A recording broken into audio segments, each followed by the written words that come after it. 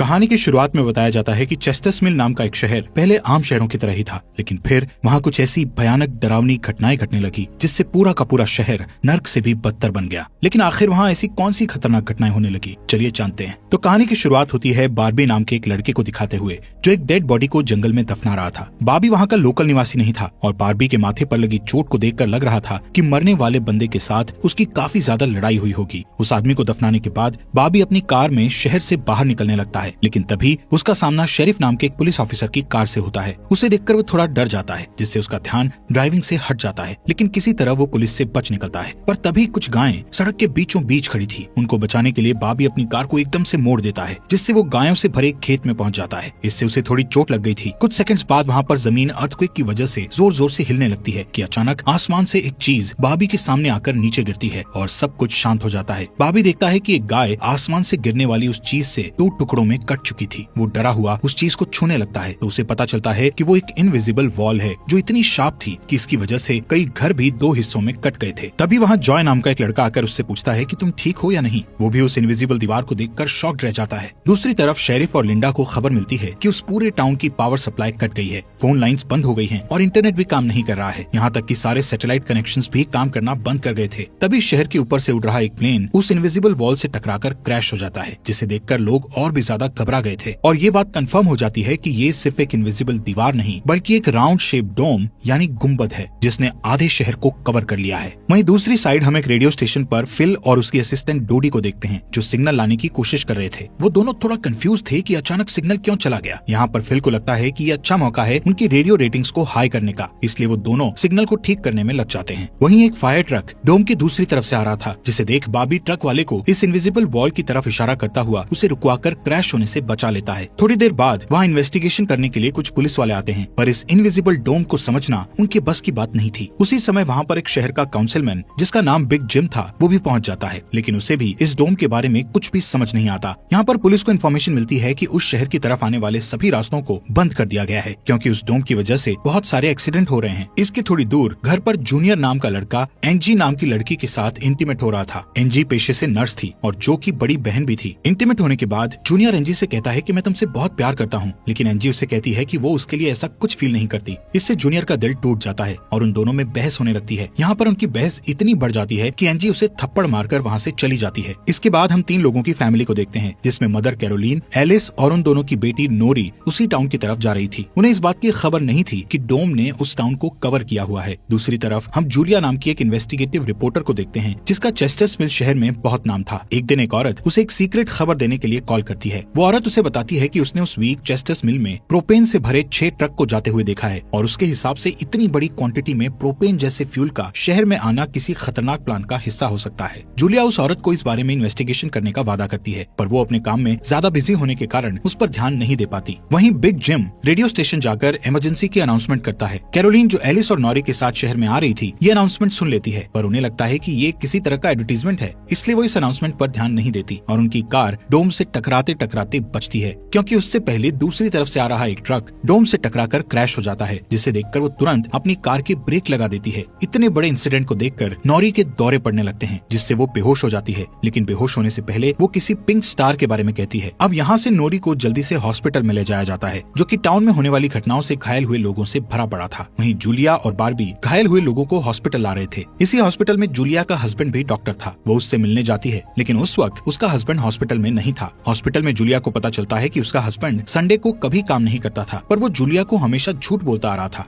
Hospital के बाहर हम बार्बी और एंजी को मिलते हुए देखते हैं। दोनों को साथ देखकर जूनियर के अंदर एक अलग सी जलन पैदा होती है। वहीं अब टाउन के बॉर्डर्स को सैनिकों द्वारा सील कर दिया जाता है। बहुत सारे साइंटिस्ट और एक्सपर्ट्स को भी इस अजीबोगरीब मुसीबत का असल कारण नहीं पता चलता, पर कुछ घंटों बाद बिग जिम प्रोपेन के बारे में बात करने के लिए शेरिफ से मिलता है। यहाँ पर उनकी बातों से हमें पता चलता है कि उनको इस डोम के बारे में पहले से थोड़ा बहुत पता था, पर वो इस पर खुलकर बात नहीं कर रहे थे। वहीं बार्बी को उस टाउन में एक दिन के लिए रुकना था, पर उसके पास ठहरने के लिए कोई जगह नहीं थी, इसलिए वो अपनी कार में ही रात बिताने का फैसला करता है। तभी जूनियर उसके पास आता है और उसे एंजी से दूर रहने को कहता है। धीरे धीरे उसकी बात धमकी में बदल जाती है। भाभी हैरान होता है कि आखिर उसकी गलती क्या है। इसी बीच वहाँ जूलिया आ जाती है, जिससे वो झगड़ना बंद कर देते हैं। यहाँ से सीन शिफ्ट होता है और हम देखते हैं कि टाउन के ऐसे हालात से लापरवाह होकर एक जगह कुछ टीनेजर्स पार्टी कर रहे थे। इनमें जॉय भी था। जॉय एक लड़के से वहाँ के हालात पर बात करने लगता है, लेकिन अचानक जॉय को दौरा पड़ने लगता है और वो पिंक स्टार के बारे में बोलने लगता है, जैसे कि पहले नॉरी ने बोला था। वहीं जॉय की बहन एंजी घर पर अकेली होती है। तभी अचानक उसके घर में जूनियर घुसकर उसको किडनैप करके अपने फादर के टूटे फूटे शेल्टर में ले जाता है। यहाँ पर वो उसे बताता है कि मुझे पता है शहर को कवर किए इस डोम के बारे में। यहाँ पर एंजी को उससे ये भी पता चलता है कि बिग जिम ही जूनियर का फादर है। जूनियर एंजी को ये भी बताता है कि उसके फादर अपनी फैमिली की सुरक्षा को लेकर हमेशा चिंतित रहते थे, इसलिए उन्होंने फैमिली के लिए ये शेल्टर बनाया था। वहीं दूसरी साइड जूलिया बाबी को अपने घर में ठहरने के लिए लाती है। तभी अचानक बाबी की नजर उसके हस्बैंड की फोटो पर पड़ती है और उसे रियलाइज होता है कि ये वही आदमी है जिसे उसने सुबह मारा था। दूसरी तरफ लिंडा और शेरिफ सभी व्हीकल्स पर नजर रख रहे थे ताकि कोई भी गलती से इस डोम से न टकरा जाए। तभी अचानक शेरिफ को अटैक आ जाता है और वो वहीं पर मर जाता है। अब यहाँ से हमें सुबह की घटना फ्लैशबैक में दिखाई जाती है, जहाँ बाबी टाउन में जूलिया के हस्बैंड जो डॉक्टर थे उनसे मिलने आया था। वो उनसे कुछ पेमेंट की बात करता है पर डॉक्टर उसे पेमेंट देने से इनकार कर देता है, जिस वजह से उन दोनों में झगड़ा हो जाता है और एक्सीडेंटली बाबी उसे गोली मार देता है। बाबी जानता था कि भले ही उसने उसे गलती से मारा है पर उसे इसकी सजा मिलेगी और इससे बचने के लिए उसने उसकी बॉडी को जंगल में दफना दिया। वहीं प्रेजेंट में सुबह उठकर बारबी देखता है कि उसके गले की चेन गायब है, तो वो जूलिया से इसके बारे में पूछता है। जूलिया उससे कहती है कि वो उसकी चेन को ढूंढकर उसे दे देगी, पर तभी बाबी को याद आता है कि वो चेन उस केबिन में ही गिर गया था जहाँ उसने उसके पति को मारा था। उधर जॉय अपने फ्रेंड बेन के साथ था, जिसने पिछली रात सीजर के वक्त उसकी मदद की थी। बेन जॉय से पिंक स्टार के बारे में पूछता है जो उसने रात को दौरा पड़ते वक्त कहा था, लेकिन जॉय को उसके बारे में कुछ भी याद नहीं आ रहा था।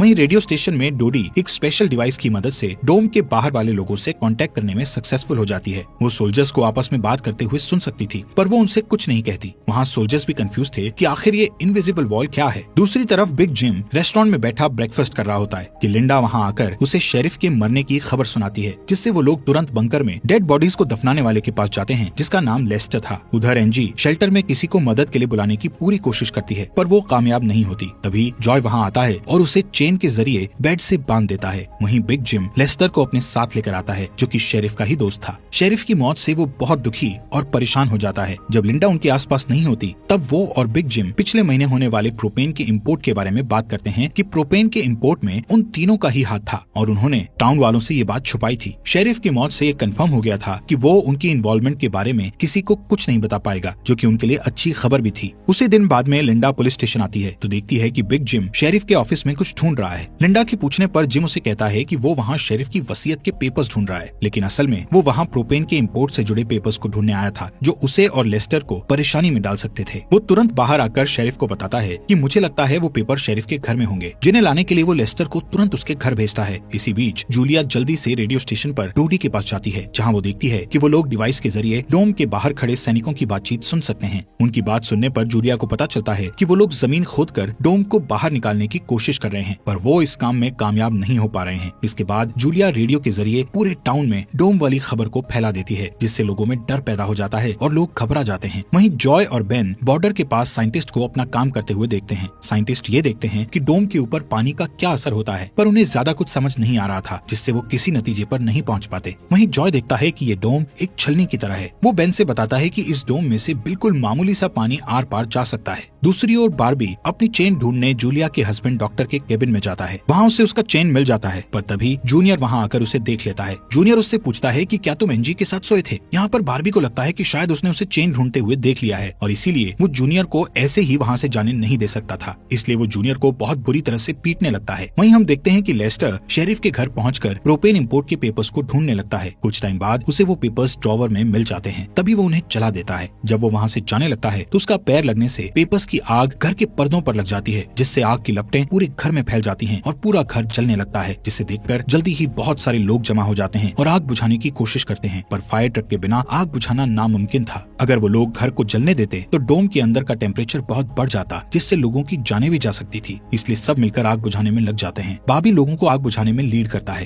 तभी लिंडा को घर के अंदर से लेस्टर की चीखने की आवाजें सुनाई देती है। वो अंदर जाकर उसे घसीटकर बाहर निकाल लाती है और इलाज के लिए डॉक्टर के पास भेज देती है। यहाँ पर लोगों को आग बुझाने में 1 घंटे के बाद भी कामयाबी नहीं मिलती, उल्टा आग और भड़क जाती है। आखिर में जिम लोडर लेकर आता है और घर को गिरा देता है। तब कहीं जाकर आग शांत होती है। इसके बाद सारे थके हुए लोग इकट्ठा होते हैं। उनमें से पॉल नाम का एक पुलिस वाला फ्रस्ट्रेट होकर कहता है कि हम सभी लोग इस डोम से कभी भी बाहर नहीं निकल पाएंगे, क्योंकि ये डोम आग से जो धुआं निकला है उसे बाहर नहीं निकलने दे रहा। वो कहता है कि हम सभी इस डोम के अंदर ही मरने वाले हैं। इतना कहता हुआ वो हवा में गोली चला देता है, जो कि डोम से टकराकर एक दूसरे पुलिस वाले को लग जाती है और वो तुरंत मर जाता है। यहाँ पर पॉल को अरेस्ट कर लिया जाता है। अंधेरा होने पर जॉय और उसके दोस्त स्केटिंग के लिए जाते हैं। तभी वहाँ पर नोरी जॉय के पास आकर उसे कहती है कि उसे अपना फोन चार्ज करना है। जॉय उसे अपने घर ले जाता है, क्योंकि उसके घर में जनरेटर था, जो कि उस टाउन के गिने चुने घरों में ही था। उधर लिंडा पॉल को जेल लेकर आती है। वहाँ कुछ लोग पुलिस स्टेशन के बाहर प्रोटेस्ट कर रहे थे। असल में वो लोग पुलिस के घटिया सिस्टम का विरोध कर रहे थे। जिम उन सबको ये कहकर शांत करता है कि जरूरत पड़ने पर उन सबकी मदद की जाएगी। लॉकअप में बंद होने के बाद पॉल को हार्ट अटैक आ जाता है, जिससे लिंडा उसकी मदद के लिए दौड़कर अंदर जाती है। लेकिन तभी उसे पता चलता है कि पॉल सिर्फ अटैक आने की एक्टिंग कर रहा था।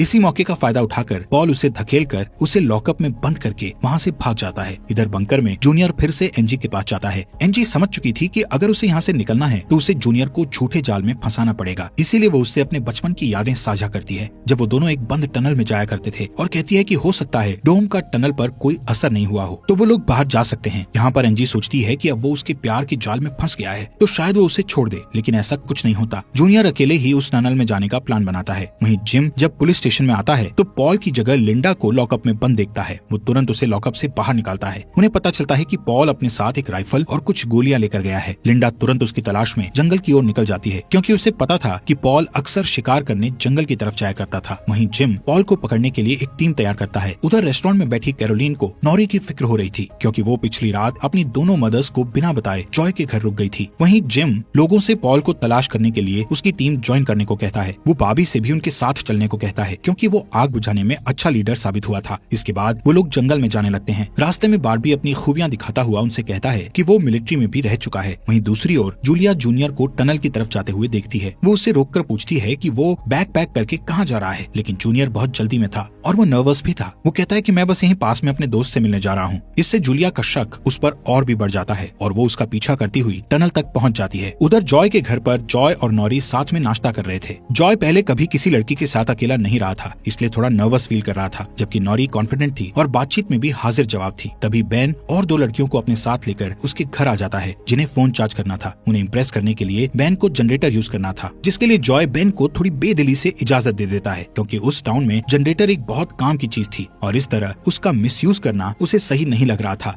उधर जंगल में हम देखते हैं कि सर्च टीम पॉल को ढूंढ लेती है, पर उसी टाइम पॉल एक लड़के की टांग में गोली मार देता है। दूसरा लड़का भी उसे संभालने के लिए वहीं रुक जाता है, जबकि जिम और बार्बी पॉल के पीछे भागते हैं। दूसरी तरफ जूनियर टनल के आखिरी सिरे पर पहुंच जाता है, जहां पहुंचकर उसे पता चलता है कि डोम ने टनल को भी कवर किया हुआ है। वो दीवार के बिल्कुल करीब पहुंच जाते हैं, जिससे उसकी टॉर्च जलने लगती है। तभी जूलिया वहां आकर उसे वार्न करती है। जूलिया को देखकर जूनियर को बहुत गुस्सा आता है, क्योंकि वो उसका पीछा कर रही थी। इस बात से जूनियर पागलों की तरह उस इनविजिबल वॉल को मुक्के मारने लगता है, जिससे जूलिया उसे रोकती है। फिर दोनों बैठकर बात करने लगते हैं। जूलिया उसे बताती है कि अपने पास्ट में की गई एक गलती की वजह से वो जर्नलिस्ट की इस बेकार सी जॉब में फंस गई है। उधर जॉय का घर लोगों से भर जाता है, जो अपनी अपनी जरूरत के लिए उसके जनरेटर को यूज करने के लिए आए थे। एक बदमाश लड़का लोगों से जनरेटर यूज करने के बदले में पैसे वसूलने की कोशिश करता है, जो कि उसका था ही नहीं, लेकिन उसके खिलाफ बोलने की किसी में हिम्मत नहीं थी। ये देखकर नॉरी सब कुछ हैंडल करने के लिए आगे बढ़ती है, पर मामला और भी ज्यादा गर्म हो जाता है। लेकिन इससे पहले कि कुछ गलत होता तभी लाइट ही चली जाती है। नॉरी इस बात से बहुत खुश होती है कि जॉय ने उस बहस में उसका साथ दिया। वहीं जंगल में बाबी और जिम पॉल तक पहुंच जाते हैं, पर पॉल ने अपनी राइफल निकाल रखी थी, जिससे वो जिम को मारने ही वाला था कि तभी पीछे से लिंडा आकर उसे शूट कर देती है। दूसरी साइड कैरोलीन जॉय के घर जाकर अपनी बेटी नोरी से मिलती है। वो नोरी से कहती है कि उसे थोड़ा जिम्मेदार बनना चाहिए। उसकी डांट सुनकर जॉय और नोरी एक दूसरे का हाथ पकड़ लेते हैं, जिससे एक स्ट्रेंज स्पार्क पैदा होता है और उसी वक्त दोनों को दौरे पड़ने लगते हैं। वो दोनों एक साथ किसी पिंक स्टार के बारे में बात कर रहे थे। उधर जूनियर शेल्टर में एनजी के पास जाता है, लेकिन इस बार उसके हाथ में फर्स्ट एड किट थी। एनजी उसके जख्मों पर मरहम पट्टी करती है और चुपके से सीजर अपने पास रख लेती है। वहीं हम देखते हैं कि जूलिया और बार्बी दिन भर की थकान के बाद वापस घर लौटते हैं, लेकिन जूलिया जूनियर की बातें सुनने के बाद से ही बार्बी पर शक करने लगी थी और जब बार्बी नहाने जाता है तो जूलिया उसका सामान चेक करने